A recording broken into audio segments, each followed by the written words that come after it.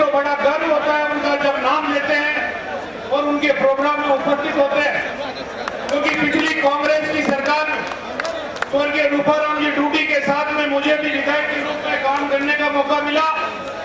मैं, भाई जाकिर भाई, मंजू मेघवाल जी और रूपाराम जी डूडी, हम लोग इस इंदिरा गांधी नहर का द्वितीय फेज का पानी लाने के लिए राजस्थान के पूर्व मुख्यमंत्री अशोक गहलोत जी से मिले थे और उन्होंने सोनिया गांधी जी को बुलाकर जो द्वितीय फेज का कार्य यहाँ पर चालू करवाया था, जो सब आप लोगों को बात अच्छी तरह पता।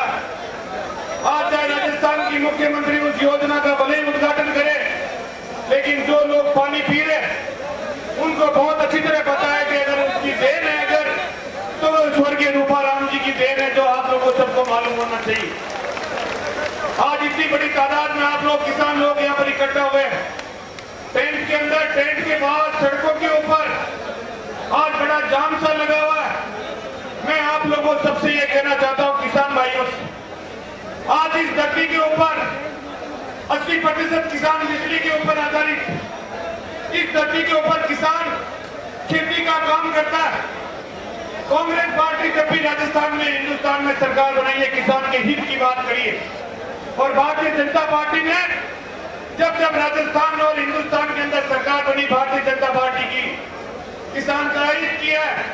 बिजली के दाम कांग्रेस के राज में एक बार भी नहीं बढ़े थे, कुछ भारतीय जनता पार्टी के राज के अंदर 4-4 बार बिजली के दाम बढ़ा दी गए, आप लोग को बहुत अच्छी तरह पता है। किसान भाइयों की हालत खराब, इस नागौर जिले का किसान पीड़ित।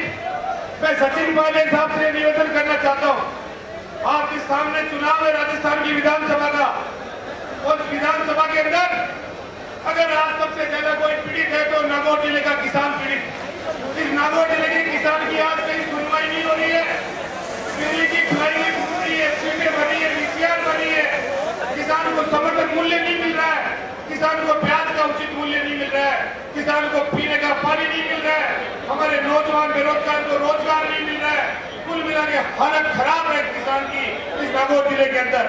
हम आपसे निवेदन करते हैं पायलट साहब, ये नागौर जिला ये पहले भी इतिहास बना चुका है हिंदुस्तान के अंदर।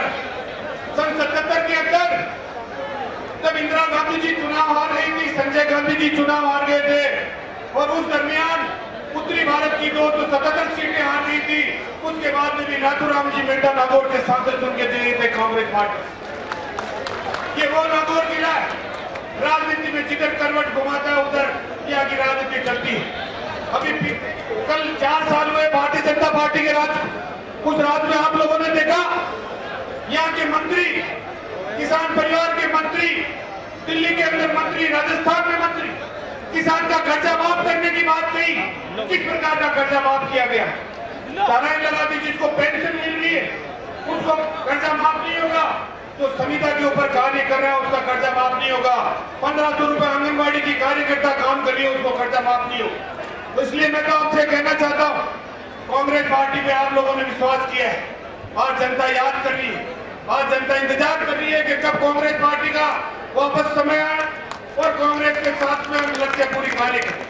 स्वर्गीय रूपाराम जी डूडी जिन्होंने काम किया, आज जनता उसकी बात को याद कर रही है। भाई चेतन डूडी हमारे साथ में PCC के अंदर काम कर रहे हैं। मैं आपको कहना चाहता हूँ, नौजवान युवा है, कार्य करने की क्षमता, जिसकी बदौलत आज इतनी पब्लिक यहाँ पर इकट्ठी हुई है।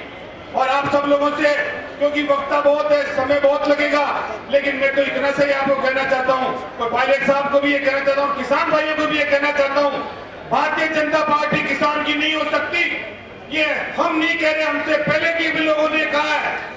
आज मध्य प्रदेश में उज्जैन के अंदर भारतीय जनता पार्टी के एक नेता ने किसान को चोर कहा है, और राजस्थान के अंदर सांगोद से जीता हुआ हीरालाल नागर जो बीजेपी का विधायक, उसने आज के दिन बीजेपी की कार्यकारिणी के अंदर ये स्टेटमेंट दिया है कि किसान आत्महत्या नहीं कर रहा है, किसान आत्महत्या मुआवजे के लिए कर रहा है। ये भारतीय जनता पार्टी के विधायक का स्टेटमेंट, इससे आप तुलना कर सकते हैं, इससे आप जान सकते हैं कि जनता आपसे क्या उम्मीद कर रही है। जनता कांग्रेस की तरफ देख रही है, वापस इंतजार कर रही है कांग्रेस का शासन, किसान का 72,000 करोड़ का कर्जा अगर हिंदुस्तान में किसी शासन ने माफ किया तो वो कांग्रेस की सरकार ने किया था, मनमोहन सिंह जी की सरकार ने किया था, सोनिया गांधी जी, राहुल गांधी जी की सरकार ने किया था।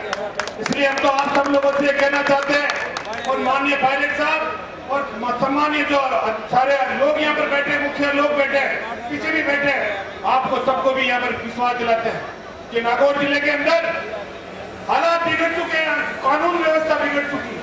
आपने पहले देखा किस प्रकार से यहाँ पर हत्याएं हुई है। इस डीडवाना के अंदर स्वर्गीय जीवन राम गोदारा एक मर्द था किसानों के अंदर, उसकी किस प्रकार से हत्या करी गई, क्या जो भी आप लोगों को बहुत अच्छी तरह पता है।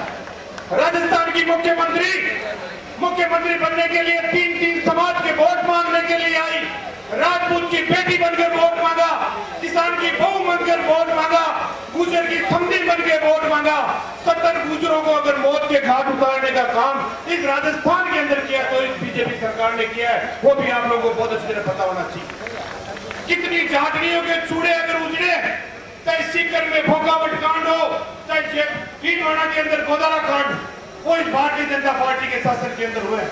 कानून व्यवस्था नाम की कोई चीज नहीं है, किसान की कोई सुनने करने वाला नहीं है, बेरोजगार नौजवान के लिए रोजगार की कोई सुविधा नहीं है। कुल मिला के कांग्रेस की तरफ ध्यान दिया जा रहा है। स्वर्गीय रूपाराम जी को सच्ची श्रद्धांजलि आज तभी होगी कि यहाँ पर आए हुए सभी लोग ये प्रण लेके जाएंगे कि भाई चेतन डूडी जी ने आज इतना बड़ा कार्यक्रम आयोजित किया, उसके साथ के अंदर हम तन मन धन के साथ लगाकर उसका हाथ से हाथ एक बार आप सब लोगों ने बोलने का मौका दिया, उसके लिए आपका बहुत बहुत